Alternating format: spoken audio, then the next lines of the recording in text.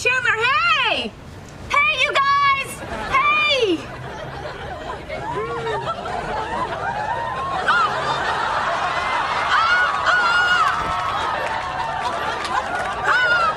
Chandler and Monica!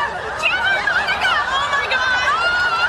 Chandler and Monica! Oh my God! Oh my eyes! My eyes! Baby! Oh, okay! It's okay! It's okay! No! They're doing it! I know! You know! Yes, I know, and Joey knows, but Ross doesn't know, so you have to stop screaming! Hey, what's going on?